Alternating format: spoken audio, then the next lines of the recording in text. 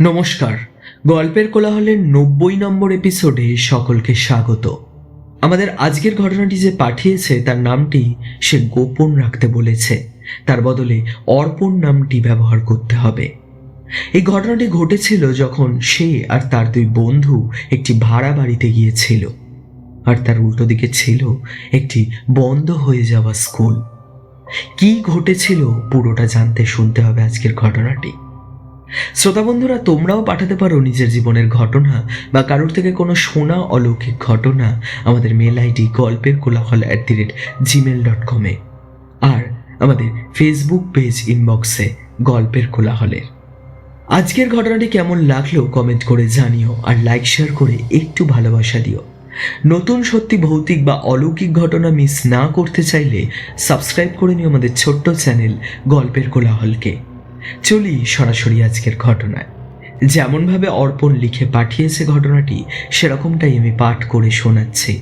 আমি অয়ন আছি তোমাদের সাথে। শুরু করছি আজকের ঘটনা।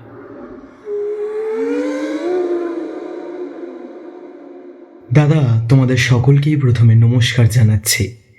এত লোকের জীবনের বাস্তব ঘটনাগুলো তুমি এত সুন্দর করে বলো যে আমাদের মতো বহু শ্রোতারা তোমার এই চ্যানেলটিকে সাবস্ক্রাইব না করে থাকতেই পারছে না। আমরা নিজেদের দেখা কিছু জিনিসকে বাকি লোকেদের কাছে বললে তারা নয় হাসে বা তারা পাগলের মতো বকছি বলে কাটিয়ে দেয়, তবে তুমি এই জিনিসটাকে গুরুত্ব দাও। তাই আমি আজ তোমার মেল আইডিতে একটি ঘটনা লিখে পাঠাচ্ছি। আমার নামটা গোপন রেখো, তার জায়গায় তুমি অর্পণ নামটি ব্যবহার করো। সেই সময় আমি কলেজে পড়তাম। কলেজটা ছিল কলকাতা শহরে। আমি ছোটবেলা থেকেই গ্রামে মানুষ। স্কুল জীবনে রিতম আর পার্থ আমার খুব ভালো বন্ধু ছিল। ক্লাস 12 পাশ করে আমরা একসাথেই কলকাতা শহরে এসে একটি কলেজে ভর্তি হই। সেখান থেকে আমাদের বাড়ি অনেকটাই দূরে থাকার কারণে আমরা পিজির খোঁজ করি। আমাদের হাতে বেশি টাকাও ছিল না। একই কলেজে ভর্তির জন্য অনেকটাই টাকা দরকার, তার উপরে প্রতি মাসে পিজির ভাড়া। তাই আমরা কম ভাড়ার ওপরই পিজি খুঁজছিলাম। তবে প্রথমে যতগুলো পিজি দেখলাম সবেতেই অনেক রেট বলছিল। ফলে পার্থ আমাদের বলে যে একটু গলির ভেতরগুলোতে খোঁজ করতে। অনেকটা হাঁটার পর একটি চায়ের দোকানে চা খাওয়ার জন্য দাঁড়াই। তখনই চায়ের দোকানের লোকটির থেকে একবার জানতে চাই যে আশেপাশে কোথাও সেরকম ভালো কোনো পিজি আছে কিনা। লোকটি এসবের কিছুই ঠিকমতো জানতো না। আমরা চাটা খেয়ে ওখান থেকে হাঁটা শুরু করি। হঠাৎ মনে হলো কে একজন ডাকছে আমাদের পেছন থেকে। আমরা পেছনে ঘুরতেই দেখি একজন বয়স্ক ভদ্রলোক। লোকটিকে দেখে হালকা চেনা চেনা মনে হলো। মনে পড়ল যে এই লোকটি চায়ের দোকানেই দাঁড়িয়েছিল আমাদের পাশে। লোকটি হাসি মুখে আমাদের দিকে এগিয়ে এসে বলল, তোমরা কি কম ভাড়ায় পিজি খুঁজছো? আমি বললাম হ্যাঁ। উনি আবার একটু হালকা হেসে বললেন যে ওনার কাছে একটা পিজির খোঁজ আছে, খুবই কম ভাড়ার, কিন্তু বেশ পুরনো একটি বাড়ি। সে যাই হোক, আমরা ভাবলাম ভাড়া তো কম, থাকতে পারবো ভালোভাবে, আর কি চাই। আমাদেরকে সাথে নিয়ে লোকটি ওই বাড়িটা দেখাতে নিয়ে গেল। বাড়িটির গেট খুলে ভেতরে ঢুকলাম। দেখলাম দরজায় তালা ঝুলছে। লোকটি তখন বলল ওই বাড়িটি ওনার নিজেরই। যখন যার দরকার হয় ওপরতলার ঘরটি ভাড়া দেয়, আবার সব চলে গেলে বাড়িটা বন্ধ হয়ে পড়ে থাকে। ওনারা অন্য জায়গায় ফ্ল্যাট কিনে থাকে, ওনার নিজের ব্যবসা আছে। এসব কথা বলতে বলতে আমরা ভেতরে ঢুকলাম। পুরনো হলেও থাকার জায়গাটা বেশ ভালোই, ভাড়াটা সেই তুলনায় ভালোই কম। আমরা সব কথা সেরে বাড়ি ফিরে এলাম। কলেজের অ্যাডমিশন নেওয়া হলো। এরপর সব কিছু গুছিয়ে নিয়ে কলেজ শুরু হওয়ার আগেই আমরা 3 বন্ধু কলকাতায় পৌঁছই। তারপর লোকটিকে ফোন করে ওই বাড়িটায় আমরা যাই। নিচের তলাটা ভালোই অগোছালো ছিল, তাই দোতলায় থাকতে বলল উনি। আমরা একটা ঘরেই 3 জন থাকবো, সেরমই কথা হয়েছিল ওনার সাথে। ঘরের ভেতরটায় ঢুকলাম, সব জানলাগুলোই বন্ধ। ব্যাগটা রেখে জানলাটা খুলবো বলে এগোতেই লোকটি পার্থর সাথে কথা বলা থামিয়ে আমায় পূর্ব দিকের জানলাটা খুলতে বারণ করলো। লোকটি বলল, সব জানলাই খুলতে পারো, শুধু এই ঘরের ওই পূর্ব দিকের 2টো জানলা একদম খুলবে না। কারণটা জানতে চাওয়াতে উনি বললেন, ওইদিকে নাকি একটি ময়লার ভ্যাট আছে, সেখান থেকে বাজে গন্ধ আসে ঘরেতে, আমরা ওই গন্ধে টিকতেই পারবো না, তাই উনি বারণ করলেন। এরপর আমরা নিজেদের মতো করে ওই বাড়িতে ভালোভাবেই থাকা শুরু করলাম। কিন্তু আমাদের ভালো থাকাটা ততদিনই ছিল যতদিন আমরা ওই জানলাগুলো না খুলেছিলাম। আমাদের কলেজে তখন পরীক্ষা চলছিল। শেষ যে পরীক্ষাটা ছিল তার আগের দিন সন্ধ্যের পর হঠাৎই কারেন্ট চলে যায়। ঘরে কোনো মোমবাতি ছিল না। রিতম বেরিয়ে গিয়ে কয়েকটা মোমবাতি নিয়ে এলো। খবরও নিয়ে এলো যে ফল্ট হয়েছে। কারেন্ট আসতে তখনও বেশ ভালোই দেরি। গরমে আর থাকতে না পেরে আমরা সব জানলা দরজা খুলেই বসি। আর বারণ করা সত্ত্বেও পার্থ ওই পূর্ব দিকের 2টো জানলাও খুলে দেয়। বলে যে গন্ধ আসলে তখন বন্ধ করে দেবে, আপাতত বাইরের হাওয়াটা তো আসবে। কিন্তু গন্ধ তো দূর, ওই বাড়ির পেছনের জানলাটার ঠিক উল্টো দিকে দাঁড়িয়েছিল এক বিশাল বড় স্কুল। একটা বোর্ড টাঙানো ছিল। ঘরের জানলা থেকে টর্চের আলো ফেলে আমরা দেখতে পেলাম স্কুলের নাম। সেই নামটি আমি গোপন রাখছি। পার্থ, রিতম আর আমি একসাথে ওই স্কুলের দিকে তাকিয়ে কিছুক্ষণ দাঁড়ালাম। একই কারেন্ট নেই, তার ওপর ওই স্কুলটা যেন অন্ধকারের মধ্যে দৈত্যর মতো দাঁড়িয়েছিল। আমরা আর ওই দিকে মন না দিয়ে মোমবাতির আলোতেই নিজেদের পড়ায় মন দিলাম। আধ ঘন্টা পর কারেন্ট চলে এলো। ঘরের মধ্যে বাইরের একটা ঠান্ডা হাওয়া বেশ ভালোই ঢুকছিল, কিন্তু তাও আমি বললাম যে পূর্ব দিকের জানলাগুলোকে বন্ধ করে দেওয়ার জন্য। পার্থ জানলাটা বন্ধ করতে গিয়ে আমাদের ডাকলো। আমরা জানলার সামনে গিয়ে দেখলাম স্কুলটা তখনও খুবই অন্ধকার। রাতে স্কুল বন্ধ থাকলেও ভেতরে অল্প লাইট জ্বলে, কিন্তু এত বড় স্কুলে কোথাও আলোর চিহ্নই নেই, কোনো গার্ডের দেখাও নেই। রাস্তার এক কোণে অন্ধকারের মধ্যে এমনভাবে দাঁড়িয়ে আছে যেন গিলে খেতে আসছে। আর একটা জিনিস আমাদের মাথায় এলো, বাড়ির মালিক ওই জানলাটা খুলতে বারণ করেছিল পচা গন্ধ যাতে না আসে, কিন্তু এতক্ষণ আমরা জানলাটা খুলে রাখলাম, এক ফোঁটাও পচা গন্ধ আমাদের নাকে কিন্তু আসেনি। উনি যে মিথ্যে বলেছেন সেটা বুঝতে পারলাম, কিন্তু কারণটা তখনও বুঝতে পারিনি। পরের দিন সকালে কলেজ যাব বলে তাড়াতাড়ি সবাই মিলে রেডি হয়ে বেরিয়ে পড়লাম। যখন ফিরলাম তখন রাস্তায় পার্থ আবার ওই স্কুলটার কথা তুলল। ওই স্কুলটার সামনের রাস্তাটা দিয়েই বাড়ি ফিরবে। স্কুলের সামনে পৌঁছতেই দেখলাম স্কুলটা বন্ধ। বাইরে থেকে তার আকৃতি দেখে বুঝতেই পারলাম যে ওই স্কুল একদিনের জন্য না, বরং বহু বছর বন্ধ হয়ে পড়ে আছে। বিশাল লোহার গেটে মরচে পড়েছে, গেটের ওপরে ধুলো জমা, শ্যাওলা পড়ে আছে চারিদিকে। বোর্ডে স্কুলের নামটা দেখা যাচ্ছে। চারিদিকে ভালোই আগাছাও গজিয়েছে। কিছু কিছু জানলা ভেঙে গেছে আর দেওয়ালগুলোয় কালচে দাগ পড়েছে। এত কিছু যখন আমরা দেখছি, আমার যেন মনে হলো করিডোরে কেউ দাঁড়িয়ে আছে। আর চোখে তাকিয়ে দেখলাম, মনে হলো একজন মহিলা, কিন্তু ঘাটটা পুরো ঘোরাতেই দেখলাম পুরো বারান্দাটা ফাঁকা। তখন সন্ধে নেমে এসেছে। আমরা গলির মুখের একটা চায়ের দোকানে চা খেতে বসলাম। দোকানটা অনেক দিনেরই পুরনো দেখে মনে হলো। ওই দোকানদারকেই জিজ্ঞাসা করলাম, আচ্ছা কাকু, ওই স্কুলটা বন্ধ হয়ে গেছে কেন? লোকটি একটু অদ্ভুতভাবেই যেন আমাদের থেকে জানতে চাইল যে ওই স্কুলের বিষয় কেন জানতে চাইছি আমরা। সে বারণ করলো ওই স্কুলের দিকে যেতে। আমরা লোকটির মুখ থেকে গোপন কারণটা জানবো বলে একটু জোরই করছিলাম।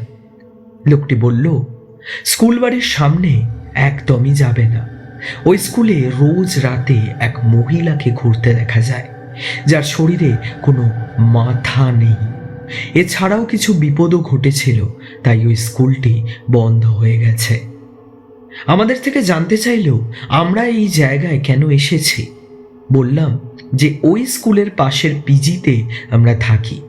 ওনার থেকে জানতে পারলাম যে এর আগেও ওই বাড়িতে অনেকে থাকার জন্য এসেছে, কিন্তু তারা কেউই টিকতে পারেনি। সেদিন ঘরে ফিরে এই বিষয়টা নিয়ে আমাদের মধ্যে কথা হয়। পার্থ তো ইয়ার্কির ছলেই যেন জিনিসটা উড়িয়ে দেয়। রাতে রিতম আর পার্থ ঘুমিয়ে পড়েছিল। আমার কিছু নোটস লেখার বাকি ছিল। আমি টেবিল ল্যাম্প জ্বালিয়ে লিখছিলাম। আচমকা ঘরের ওই পূর্ব দিকের জানলাটা হাট করে খুলে যায়। জানলাটায় ছিটকিনি লাগানো ছিল। বাইরের পরিবেশটাও ভালোই গুমোট। খুব জোর ঝড় হলেও ছিটকিনি দেওয়া জানলাটা ওইভাবে খুলবে না। ঘড়িতে দেখলাম তখন রাত 2:30। জানলার বাইরে চোখ দিতেই মনে হলো স্কুলের দোতলার করিডোরে কেউ একজন দাঁড়িয়ে আছে। আমি উঠে জানলার সামনে গেলাম। গিয়ে দেখলাম একজন মহিলা, সারা শরীর সাদা কাপড়ে ঢাকা, তবে তার কোনো মাথা নেই। আস্তে আস্তে ওই মহিলার অবয়বটি বারান্দা থেকে একটি ক্লাসরুমের দিকে গিয়ে মিলিয়ে গেল। আমি সঙ্গে সঙ্গে পার্থ আর রিতমকে ডাকলাম। ধরফর করে ওরাও উঠে পড়ল। ঘরের লাইটটা জ্বালিয়ে ওদের সব আমি বললাম। আবার জানলার কাছে ওদেরকে নিয়ে গিয়ে দেখালাম যে জানলাটা নিজে থেকেই খুলে গেছে। তারপর ওই স্কুলের বিল্ডিংয়ে ওই মহিলাটিকে দেখতে পেয়েছি। কিছুক্ষণ ওই স্কুলের দিকে তাকিয়ে থাকলাম আমরা। তারপর একটা ক্লাসরুমের ভেতরে চাঁদের আলোয় আমরা সত্যি আবার দেখতে পেলাম সেই শাড়ি পরা মহিলা ক্লাসরুমের মধ্যে ঘুরে বেড়াচ্ছে, কিন্তু তার দেহে কোনো মাথা নেই। আবার চোখের নিমেষে সেই মহিলা যেন হাওয়ায় মিলিয়ে গেল। আমরা সঙ্গে সঙ্গে ভয়তে জানলাটা বন্ধ করে কোনো রকমে ওই ঘরে বসেই সেই রাতটা কাটাই। আমাদের ওই বাড়িতে থাকতেই হবে। অন্য কোথাও কম ভাড়ার বাড়ির সন্ধান তখনও আমরা পাইনি। পরের দিন রাতে আমরা সব জানলা বন্ধ করে শুই। পার্থ যে নিজেই জিনিসটাকে নিয়ে মজা করেছিল, সেই সব জানলার ছিটকিনি ভালোভাবে চেক করে নিয়ে সেদিন রাতে শুলো। হঠাৎ মাঝরাতে খুব জোর শব্দ করে আবার ওই পূর্ব দিকের জানলাগুলো খুলে যায়। তারপর আস্তে আস্তে বাকি সব জানলাই। জোরে ওরম শব্দ শুনে আমরা তিনজনেই একসাথে বিছানায় উঠে বসে পড়ি। ঘরের মধ্যে মনে হলো ফিসফিস করে যেন কেউ কথা বলছে। কি সব ভাষা বলছে বুঝতে পারলাম না। রিতম সাথে সাথে এক লাফে উঠে ঘরের লাইটটা জ্বালায়। দেখলাম ঘরের মধ্যে কেউ নেই। জানলাগুলো সব নিজে থেকেই আবার খুলে গেছে। তবে ঘরের মেঝের দিকে চোখ যেতে আমরা লক্ষ্য করলাম একটি সাদা কাপড় পরে আছে আর একটি বাচ্চার স্কুলের জামা। ঘড়িতে তখন রাত 1টা। আমরা ঠিক করলাম ওই সব কাপড় জামা নিয়ে নিচে ফেলে দেবো। পার্থ জিনিসগুলো নিয়ে ওই পূর্ব দিকের জানলার সামনে ফেলতে গিয়েই দেখল একটি বাচ্চাকে। পার্থ আমাদের ডাকতে আমরাও গেলাম। গিয়ে দেখি একটি বাচ্চা ছেলে, স্কুল ড্রেস পরা, পিঠে ব্যাগ নিয়ে স্কুলের গেটের সামনে মাথা নিচু করে দাঁড়িয়ে আছে। তারপর সে ধীরে ধীরে আমাদের জানলার দিকে তাকায়। কিছুক্ষণ দেখে স্কুলের ওই গেটটা খুলে ঢুকে যায় ওই বিল্ডিংয়ের ভেতর। এত রাতে কোন বাড়ির বাচ্চা এরম স্কুলে ঢুকছে, কেনই বা ঢুকছে? যদি কোনো বিপদ হয়? কিন্তু বাচ্চাটাকেও সন্দেহজনক লাগছিল আমাদের। হঠাৎ বাচ্চার একটা বিকট চিৎকার শুনতে পাই আমরা। আর না দাঁড়িয়ে কোনো এক অজানা টানে আমরা বাচ্চাটাকে উদ্ধার করতে হবে ভেবে বেরিয়ে পড়ি। মোবাইলের ফ্ল্যাশ চালিয়ে ঝোপঝাড় পেরিয়ে কোনো রকমে অন্ধকারের মধ্যেই স্কুলের বিল্ডিংয়ে ঢুকি। মনের মধ্যে তখন ভালোই ভয় কাজ করছে। বিল্ডিংটার ভেতরে ঢুকে দোতলার সিঁড়ির সামনেটায় যেতেই একটা বল গড়িয়ে পড়ার শব্দ শুনতে পাই। ফোনের ফ্ল্যাশটা নিয়ে এদিক ওদিক করতেই দেখলাম দোতলা থেকে একটি প্লাস্টিকের বল সিঁড়ি দিয়ে পড়তে পড়তে আসছে। বলটা এসে থামলো আমাদের তিনজনের একদম পায়ের সামনে। আমি নিচু হয়ে বলটা তুলতেই আবার সেই এক ভয়ানক একটি বাচ্চার চিৎকার শুনতে পেলাম। আমরা দোতলায় দৌড়ে গেলাম। সেখানে উঠতেই রিতম একটা কিছুতে হোঁচট খেয়ে পড়ল। দেখলাম মাটিতে একটা স্কুলের ব্যাগ, আর ব্যাগটা ছিল সেই বাচ্চাটার যাকে আমরা খুঁজতে গিয়েছিলাম। চারিদিকে আমরা বাচ্চাটাকে খুঁজি, কোথাও সেই বাচ্চাটাকে খুঁজে পাই না। আমরা একটি ক্লাসরুমে ঢুকি। তারপর চাঁদের আলো ওই ক্লাসরুমটায় ভালোই আসছিল। দেখলাম ওই ক্লাসরুমের মাঝখানে একটি বড় টেবিল, আর তার উপরে রাখা একটি বাক্স। ফ্ল্যাশটা জ্বালিয়ে ভালো করে বাক্সটা আমরা কাছে গিয়ে দেখলাম। দেখতে পেলাম একটি মরছে ধরা পুরনো বক্স। কাঁপা কাঁপা হাতে আমি ওই বক্সটা খুলতেই যা দেখি তাতে আমার পিলে চমকে যায়। ওই বাক্সটার মধ্যে একটি বাচ্চা ছেলের কাটা মুন্ডু রাখা, চোখটা তার বন্ধ। আমরা যখন ওইদিকে স্থিরভাবে তাকিয়ে গোটা ঘরে একটি বাচ্চার হাসির শব্দে ভরে যায়। এটা সেই বাচ্চা ছেলেটা। হঠাৎ এই হাসির শব্দে সেই কাটা মুন্ডুটার দুটো চোখ অদ্ভুতভাবে খুলে যায়। আমরা দৌড়ে করিডোরে আসি। প্রীতমের চোখ যায় করিডোর থেকে সোজা আমাদের ঘরের সেই জানলার দিকে। আমাদের আঙুল দিয়ে দেখায়। আমরা দেখি আমাদের ঘরের মধ্যে সাদা কাপড় পরা সেই অবয়ব, দেহে তার কোনো মাথা নেই, হাওয়ায় ভেসে যেন ঘরের মধ্যে চলাফেরা করছে। পেছনে শুনতে পাই সেই বীভৎস জোরে বাচ্চার হাসিটা। আমরা তাড়াতাড়ি দৌড়ে ওই স্কুল থেকে বেরোই, কিন্তু ঘরের মধ্যে তো ওই মহিলা। আমরা তাও মনকে শক্ত করে ওই বাড়িটায় গিয়ে আমাদের ঘরের দরজাটা খুলি। ভেতরে কাউকেই দেখতে পাই না, শুধু একটি সাদা কাপড় আবার মাটিতে পড়ে। আমরা সেই কাপড়টা নিচে ফেলে দিয়ে জানলাগুলো বন্ধ করে দিই। পরের দিনেই আমরা ঠিক করি ওই বাড়িতে আর থাকবো না, অন্য কোথাও যেতেই হবে। কম টাকার জন্য নিজেদের জীবন কোনো মতেই বিপদে ফেলতে পারি না। বাড়িওয়ালাকে ফোন করে ডাকি, তাকে সব বলি। সে বলে যে আমরা কেন ওই জানলাটা খুলেছি বারণ করার পরেও। উনি বলতে শুরু করলেন, তারপর ওই স্কুলে একজন মহিলাকে দেখতে পাওয়া যায় যার মাথা নেই। সেদিন থেকে 2 বছর আগে ওই স্কুল তখনও ভালোই চলতো, কিন্তু শোনা যেত বাচ্চারা নাকি স্কুলে আসতে ভয় পেত, কাউকে দেখে ভয় পেত, কোনো মহিলাকে। অনেকেই ছেড়ে দেয়, তারপর আবার বেশ অনেকেই পড়তো। হঠাৎ একদিন স্কুল ছুটির পর একটি বাচ্চা ছেলেকে তার বাড়ি থেকে আনতে আসে, কিন্তু তাকে কোথাও খুঁজে পাওয়া যায় না। যখন সবাই আশেপাশে খোঁজে, চোখের সামনে দোতলার বারান্দা থেকে ওই ছোট্ট ছেলেটি নিচে পড়ে যায়। সবাই বলে কেউ তাকে ধাক্কা দিয়ে ফেলেছে। ওই ছেলেটির মৃত্যুর পর ওই স্কুল বন্ধ হয়ে যায়। কেউই জানে না ওই মহিলা কে, কিন্তু ওই স্কুলের সোজাসুজি জানলাটা সবসময় বন্ধ রাখার কথা বলা হয়, কারণ ওই মহিলার নজর পড়ে এই ঘরে। এর আগেও যারা এসেছে, যারা কথা না শুনে জানলাটা খুলেছিল, কোনো না কোনো বিপদ তাদের সাথেও ঘটেছিল। তবে দাদা, আমরা না হয় জানলাটা খুলেছিলাম একটা কারণে, কিন্তু বাকি যারা আমাদের আগেও এসেছিল কেউই কি ওই বারণ শোনেনি? সবাই জানলাটা খুলেছিল, আর তারাও কি ওই ওপরের ঘরটাই ভাড়া নিয়েছিল গোটা বাড়ির মধ্যে? সেটা আমরা কেউই জানি না। এই প্রশ্নগুলো অজানা রয়ে গেছে আমাদের। আর ওই ঘরে আমরা মহিলাটিকে দেখেছিলাম, সেটা কি করেই বা সম্ভব? ঘটনাটি বেশ ভারী অদ্ভুত। মানে এটার কোনো রহস্য উদ্ঘাটন হলো না যে ওই মহিলাটি কে। কিছু জিনিস এরকম অজানা থাকাই ভালো, তাহলে সাসপেন্সটা বাড়বে। যাই হোক, অনেক ধন্যবাদ তোমাকে আমাদের চ্যানেলে এই ঘটনাটি পাঠানোর জন্য। শ্রোতা বন্ধুরা, জানাও তোমাদের কেমন লাগলো কমেন্টে আজকের এই ঘটনাটি।